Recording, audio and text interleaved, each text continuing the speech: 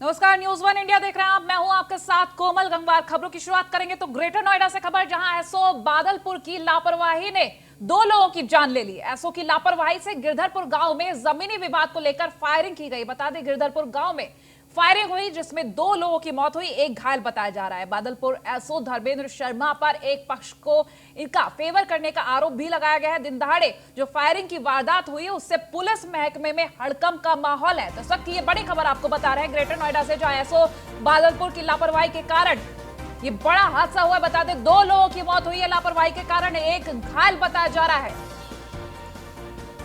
तो गिरधरपुर गांव में जमीनी विवाद को लेकर फायरिंग हुई थी जिसमें 2 लोगों की मौत हो गई और एक घायल बताया जा रहा है। एसओ बादलपुर की ये बड़ी लापरवाही। देविंदर ने गोली मार दी। ये वीडियो उस वक्त दिखा रहे हैं जब ये घटना घटित हुई। ग्रेटर नोएडा से ये बड़ी खबर, एक्सक्लूसिव तस्वीरें इस वक्त आपकी टीवी स्क्रीन पर। तो जमीनी विवाद को लेकर ये फायरिंग हुई थी। बता दें, एसओ बादलपुर की बड़ी लापरवाही पीड़ित पक्ष की तरफ से। बादलपुर एसओ पर गंभीर आरोप लगाए गए, दूसरे पक्ष का साथ देने का आरोप लगाया गया। तो एसओ बादलपुर की लापरवाही के कारण 2 लोगों की जान गई है, एक की स्थिति गंभीर बनी हुई है।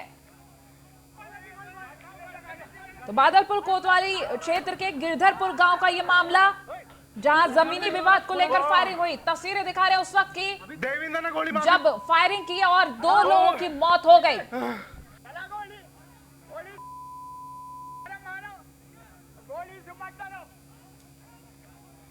तो बता दें किस तरीके से ये जमीनी विवाद ने एक खूनी संघर्ष का रूप ले लिया। फायरिंग हुई, 2 लोगों की मौत हुई। एसओ बादलपुर की बड़ी लापरवाही सामने आ रही है। बता दें, दूसरे पक्ष आरोप है एसओ बादलपुर के ऊपर कि दूसरे पक्ष पर साथ दिया गया है। एसओ बादलपुर की तरफ से ये आरोप लगाया गया है एसओ बादलपुर के ऊपर। बता दें, पंचायत में ही जमकर लाठी डंडे चले थे और फायरिंग भी हुई थी। देविंदर ने गोली मार दी।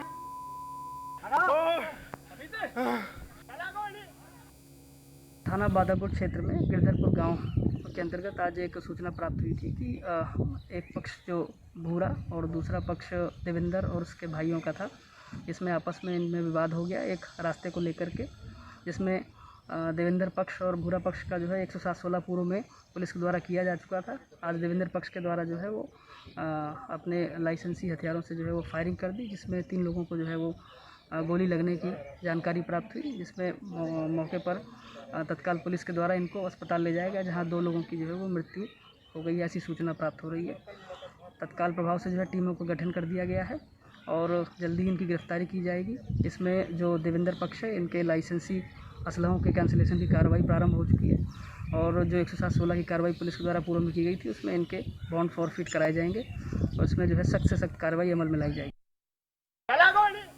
तो ग्रेटर नोएडा से एक खबर, जहां एसओ बादलपुर की लापरवाही के कारण 2 लोगों की मौत हो गई। ललित पंडित अधिक जानकारी के लिए हमारे साथ फोन लाइन पर जुड़ गए। ललित, ये पूरा मामला जानेंगे और एसओ बादलपुर की जो लापरवाही है वो उसको लेकर क्या कुछ किया जा रहा है, ये तमाम जानकारी दें।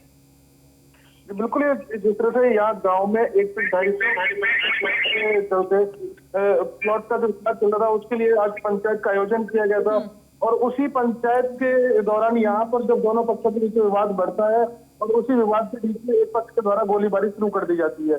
बड़ी चीज ये है कि जो गोलीबारी शुरू की गई वो लाइसेंसी हथियार से की गई और सामने वाले पक्ष से 3 लोगों की गोली लगती है, जिनमें से 2 लोगों की अस्पताल में उपचार के दौरान मौत हो जाती है और एक व्यक्ति घायल है, जो कि अभी भी अस्पताल में अपनी जान से जूझ रहा है। वहीं जो दूसरी चीज यहाँ पर बताई गई कि जिस तरह से जो पीड़ित पक्ष के द्वारा तो बादलपुर एसओ के खिलाफ पहले भी जो आईजीआरएस के माध्यम से डीजीपी महोदय को शिकायत की गई थी और उस शिकायत पर भी अभी तक कोई कार्रवाई नहीं हुई। वहीं उसके द्वारा बताया कि जो चौकी इंचार्ज औद्योगिक क्षेत्र उनके खिलाफ भी उसके द्वारा शिकायत की गई है। वह पहले भी उनके पास में अपनी शिकायत लेकर गया था, लेकिन उनके द्वारा भगा दिया गया था। तो कहीं ना कहीं इसमें पुलिस की एक बड़ी लापरवाही सामने देखने को मिलती है। बिल्कुल, क्योंकि जहां लोग अगर पुलिस के पास जाते तो इस आस में जाते कि उनकी मदद होगी, लेकिन एसओ की इस लापरवाही के कारण अब 2 लोगों की जान चली गई। तो एसओ के खिलाफ अब क्या कुछ किया जा रहा है? जी बिल्कुल, जिस तरह से यहाँ पर ये जो मामला पूरा देखने को मिला है, इसमें कहीं ना कहीं बादलपुर पुलिस की एक बड़ी लापरवाही सामने आई है।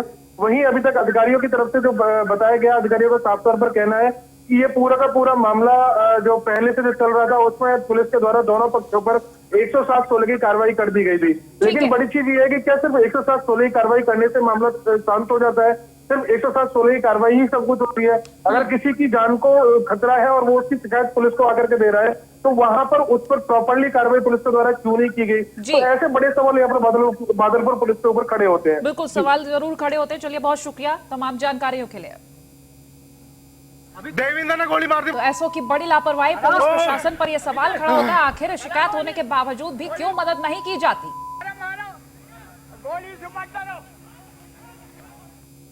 मुजफ्फरनगर से खबर, जहां दिन दहाड़े 4 लाख की लूट की वारदात को अंजाम दिया गया। मंडी में दिन दहाड़े लूट से हड़कंप मच गया। व्यापारी से नकदी और स्कूटी लूट कर ले गए बदमाश। तो बाइक सवार 3 बदमाशों ने इस लूट की वारदात को अंजाम दिया है। नई मंडी थाना क्षेत्र के गुड मंडी का यह मामला बताया जा रहा है।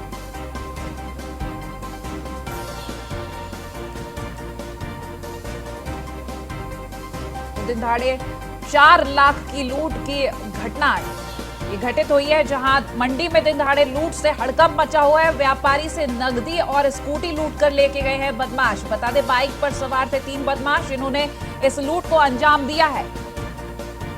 खुलेआम 4 लाख की लूट को अंजाम दिया गया है।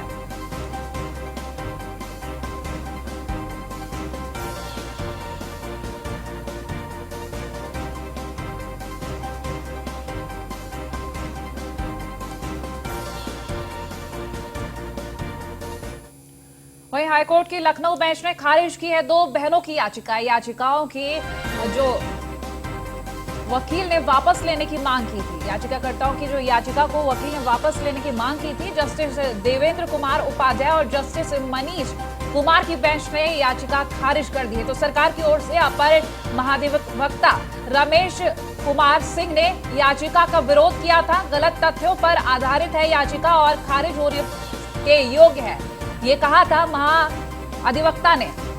तो इस पर याचिकाकर्ता के वकील ने गलती मानते में भूख पे व्यापार नहीं होगा। भूख कितनी लगेगी, अनाज की कीमत उतनी होगी। देश में भूख से व्यापार करने वालों को बाहर निकाला जाएगा। अब सारे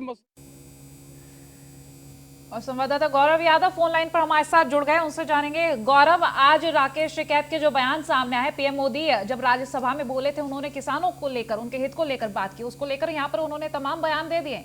क्या कुछ रह रहा है इस वक्त? जी बिल्कुल, देखिए सबसे बड़ी चीज ये है कि जिस तरीके से राकेश टिकैत ने कहा कि किसान बरादरी पर प्रधानमंत्री नरेंद्र मोदी बोले हैं और प्रधानमंत्री ने किसान बरादरी कहा है जिसमें सब कोई आ जाते हैं, तो कहीं ना कहीं एक तरीके से वो अपनी बात को ही गोल गोल घुमाते नजर आए। और उन्होंने कहा कि बिल वापस होने चाहिए, एमएसपी खत्म नहीं हो रही है, इसकी गारंटी चाहिए। मतलब अपनी बात प्रधानमंत्री के जरिए वो तो किसानों तक या लोगों तक बताने की कोशिश।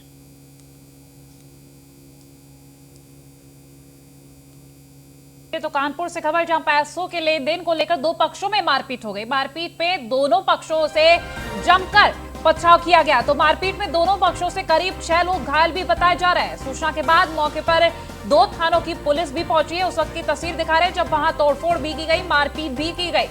पुलिस ने घायलों को अस्पताल फिलहाल पहुंचा दिया है, जहां उनका इलाज जारी है। दोनों पक्षों से कई लोगों को गिरफ्तार किया गया है। तो बीजेपी नेता मोहित सोनकर पर मारपीट का आरोप भी लगाया है।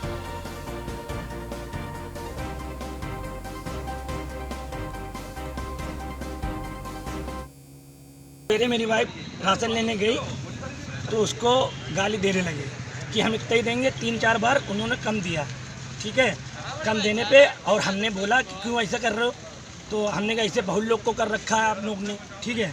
तो कहीं हम तो ऐसे ही देंगे और जाइए आप कोटेदार मतलब वहाँ पर जाइए और सबसे शिकायत करिए, हमारा कुछ नहीं होता है, ठीक है।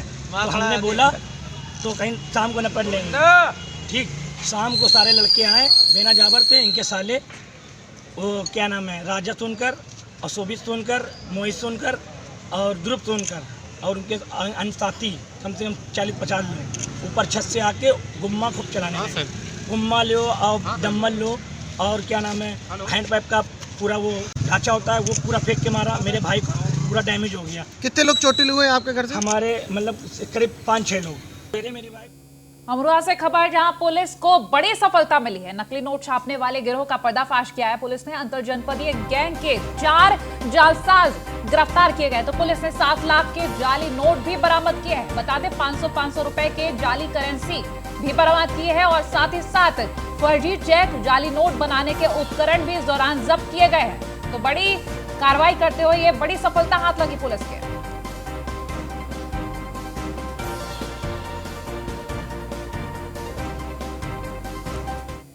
और बागपत में भीषण सड़क हादसा हो गया। बता दें 40 गाड़ियों के बीच टक्कर हुई है। हादसे में 20 लोग घायल बताए जा रहे हैं। घायलों को फिलहाल अस्पताल में भर्ती करा दिया गया है। ईस्टर्न पेरिफेरल एक्सप्रेसवे पर यह हादसा हुआ। कोहरे की वजह से ये 40 गाड़ियां आपस में भिड़ गईं।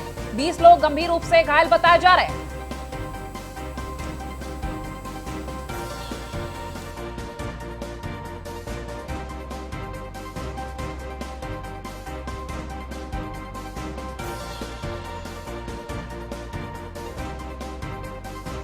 उनकी वजह से 40 गाड़ियों के बीच टक्कर हुई है। हादसे में 20 लोग घायल बताए जा रहे हैं। फिलहाल इन सभी घायलों को अस्पताल में भर्ती करा दिया गया है। यह हादसा ईस्टर्न पेरिफेरल एक्सप्रेसवे पर हुआ। तो कोहरे की वजह से यह हादसा हुआ। 12 बजे के बाद इसमें गाड़ी टकराई है। कोहरे के कारण 20-22 लोग घायल हुए हैं। 25-30 गाड़ियाँ टकराई है। घायलों को अस्पताल भर्ती करा दिया, बागपत अस्पताल में भर्ती करा दिया गया है। 12 बजे के बाद इसमें गाड़ी टकराई है। कोहरे के कारण 20-22 लोग घायल हुए हैं।